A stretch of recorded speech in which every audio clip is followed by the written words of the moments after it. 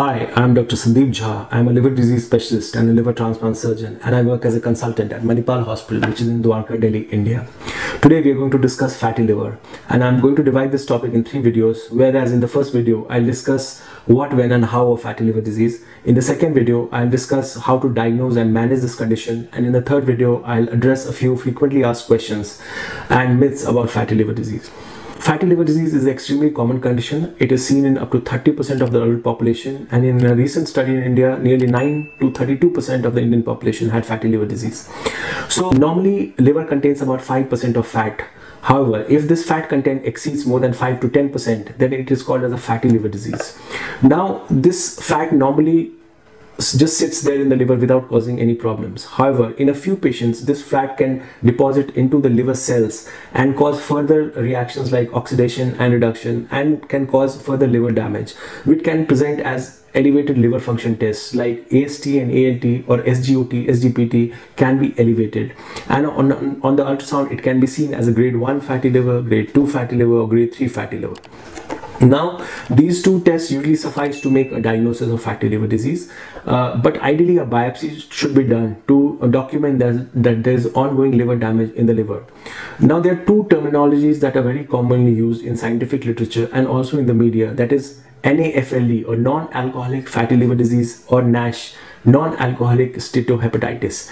These two terms are used for this, scientific terms are used for this condition, and if I may oversimplify it, then for understanding, NAFLD is the simple deposition of fat in the liver or simple steatosis, whereas non-alcoholic steatohepatitis is deposition of fat along with evidence of ongoing liver damage in the liver. And how do we confirm this ongoing liver damage?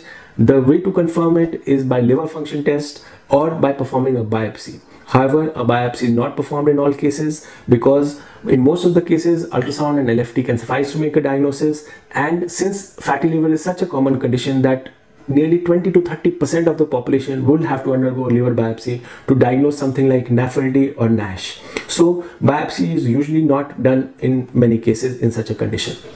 Now, fatty liver is not a separate disease entity. I would say it is a normal stage in the progress of liver damage due to any cause, and now that cause can be hepatitis B infection, that cause can be hepatitis C infection, it can be uncontrolled diabetes, it can be uncontrolled obesity if your BMI is more than 28, it can be due to drug induced liver damage, it can be due to deranged lipid profile, it can be due to chronic alcohol intake, and it can also be due to many rare causes of liver damage which can be ongoing and may present as fatty liver in early stage. So if you have a diagnosis of fatty liver on ultrasound, it is not a reason to panic. We should treat it as an opportunity to diagnose these conditions and treat them in a timely manner when the liver can be salvaged and the condition can be reversed. So it is no reason to panic. We should further investigate and get to the cause so that we can prevent cirrhosis. Now, why it is important to treat fatty liver? Because like I said in my earlier videos, there's a natural progression of liver damage, a normal liver to fatty liver to fibrotic liver to a cirrhotic liver, and if these causes are allowed to progress, then a fatty liver can progress to cirrhotic liver, and nearly 5 to 10% of these fatty livers might progress to cirrhosis, which causes a severe limitation in the life expectancy of the patient.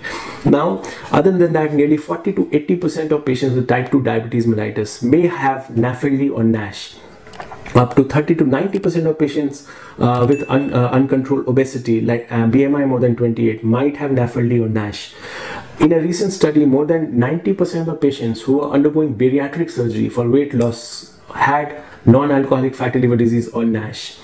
And NASH-related liver disease is slowly becoming the leading cause of cirrhosis across the world. And in US in recent times, NASH-related cirrhosis is the most common cause of liver transplant in the US.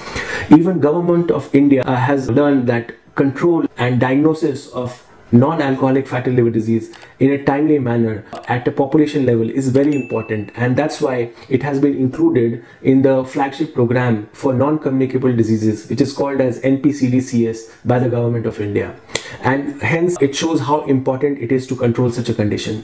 Another important aspect is, like I said in my earlier videos, that cirrhosis is a hotbed for development of liver cancer. However, in a condition like NASH, cancer can develop without the development of cirrhosis, or cancer can develop before the liver damage increases to the stage of cirrhosis. And this is a very important point to understand in such patients. Also, the most important question to answer in a patient with fatty liver is if it is a simple steatosis or a simple deposition of fat, or is there an ongoing liver damage or fibrosis that is going on in the liver. And this question has very important implication on the long-term health of the liver and management of the patient. So if you think this video has important information and you have benefited from it, then please like, share and subscribe to this video so that more and more people can benefit from it. Thank you.